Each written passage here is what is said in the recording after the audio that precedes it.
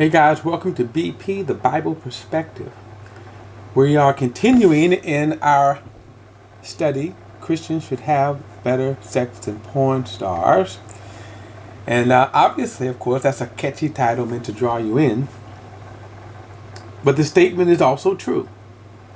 And pornography is a multi-billion-dollar business. The study was sparked, of course, by questions that people have. Is it okay to watch pornography to spice up our marriage? And so when you watch pornography, you think, oh man, if I do that, if I have that kind of sex that I'm witnessing in those films, I'm going to have a hot, rockin' sexual experience. That's the fantasy. The reality, they're acting. So in other words, when those actors are doing those things in those positions, they're not even enjoying it. And I can't always speak for the men. At some point, the men is going to enjoy it probably more than the women. But the women certainly don't enjoy it.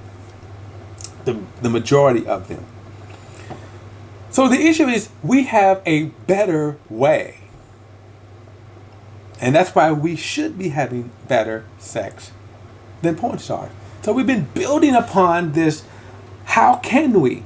The first thing is a godly marriage, understanding what God created. That God created our sexual passions for marriage. Now the problem is sin damaged man. Sin damaged man. I'm going to come back to that because one of the focus that I'm going to center in on today is how to overcome the damage that fornication has done.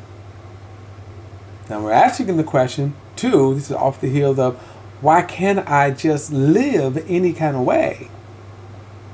Why can't I express my sexual desires? Why can't I have sex when I want?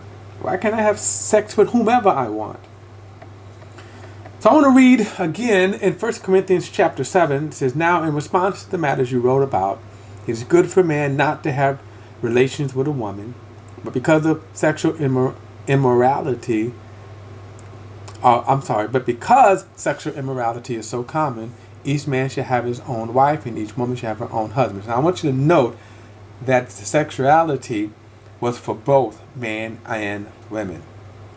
Sin destroyed what God had created. And women became, throughout most of human history, abused, taken advantage of, ignored through male chauvinism. And as a result, there are a lot of women, for probably most of human history, didn't even believe that they can enjoy sex, that sex was a duty only for the man. In other words, the pleasure is only for the man. In other words, a man is almost without I want to rephrase this. I'm getting ready to say something. I'm going to phrase it this way.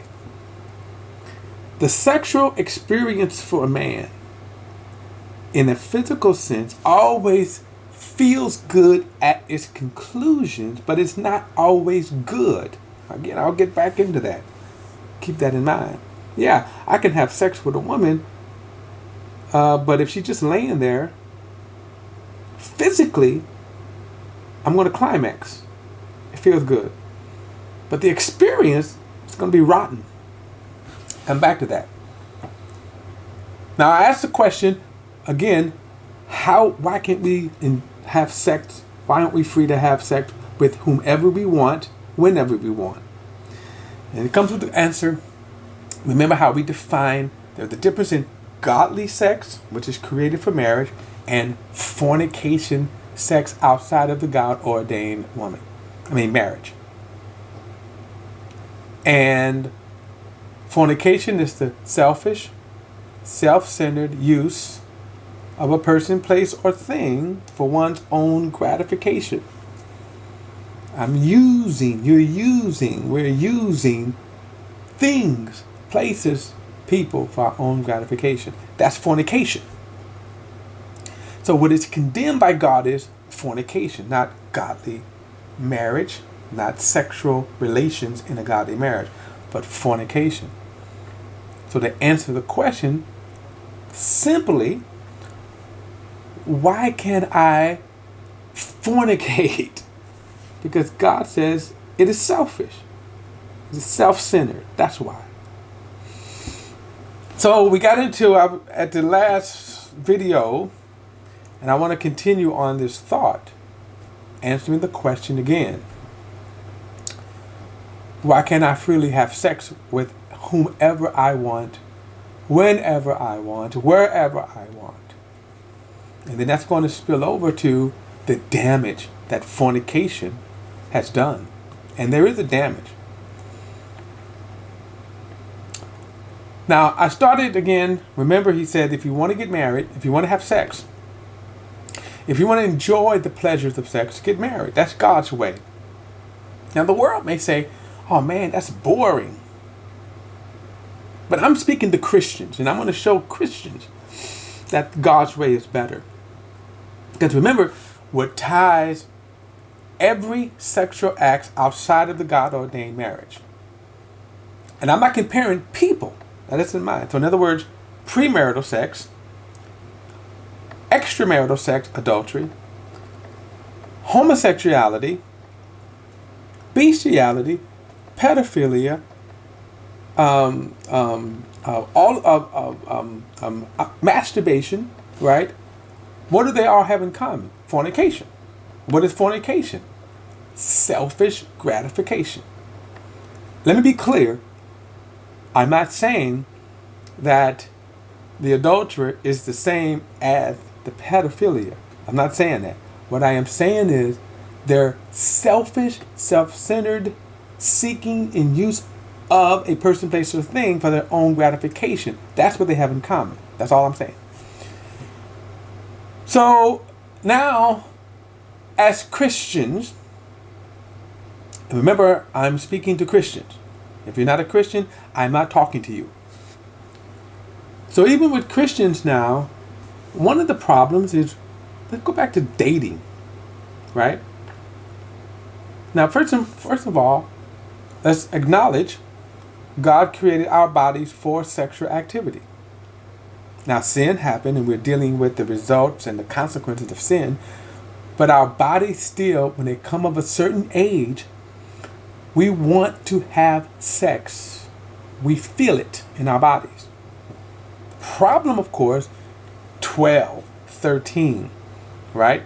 Can you process the emotional and mental aspects of it? And how do we handle that? Well, we should be telling our children is that, okay, you have these feelings and that these feelings are natural. But if you encourage them to date, to have girlfriends and boyfriends, what's the problem there? I'm taking God-given feelings, passions, which are natural, which He created, but I'm applying them in the wrong area. So all of a sudden now, at 11, 12, 13, 14, whatever, teenage years, I like a girl likes a boy. What is that? That's feelings. And those feelings, if you act upon them, and by the way, God made you to act upon them. God didn't make you to go halfway, right? He didn't make you to go 3/4 of the way. God made us to go full throttle, all the way, sex. He made us to go all the way, right? But what did Paul says? If I want to get married, if I want to have sex, if I want to enjoy that, get married. And I don't have to hold back. I don't have to be kissing and hugging and then say, let me stop. No, God says, no, I made you to go all the way. But now, if I'm operating outside of the God-ordained marriage, okay, so what happens? I'm now fighting the passion that God created me to have. I'm fighting this. And God didn't make me to fight. Now, as I said, outside of me as a godly man, I make choices not to go down a certain road. As a godly man, I make a choice not to commit adultery. Now watch this. If I commit adultery, it's natural for me to commit adultery. If I open the door. In other words, if I go up to a woman, I embrace a woman, I am intimate with a woman, prolonging hugs, I want to go farther. If I take a woman's hand, I want to go farther. I want to caress. I want to feel. My hands want more, wants to probe. That's natural. It's just sinful to do that with someone other than my wife. But if I am doing that with someone other than my wife, the passion is still the same. I want to go all the way. Oh yeah. See? So the fact that if I commit adultery, if I commit even homosexuality, that shouldn't be a big surprise. Sometimes people have this kind of, I think, spiritual pride. Oh my God, how could I have fallen? How could you not have fallen?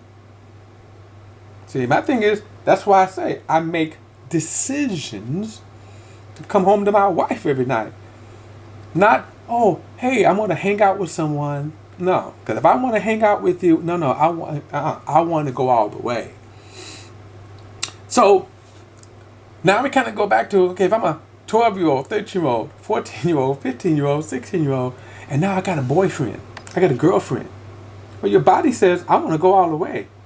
I don't know, I want that penis inside of me. I want to stick my penis inside of her.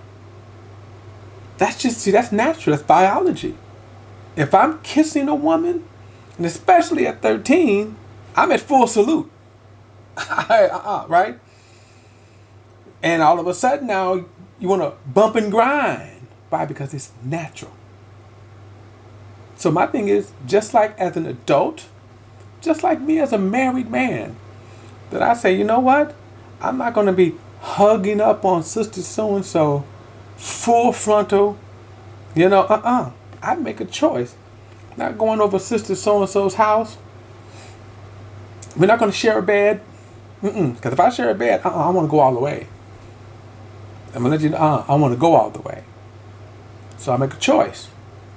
Don't go down that road, because my body, and I'm going to say something, and I'm not saying this to be dramatic, but let's just stop and think about this now. If I blindfold you, anyone, if I blindfold you, your body doesn't care who or how it's gratified, just as long as it's gratified. So it doesn't matter if a male kisses you, or a female kisses you, or if a dog kisses you. I don't know how the heck a dead body, but there's some sick, twisted people that, find gratification in that. Why is it that, why is that so? Now some of you may be like, automatically you're rejecting that. You should, thank God. Why do you reject it? My mind. But see, just like in life, in the sinful life, the erosion of that thought.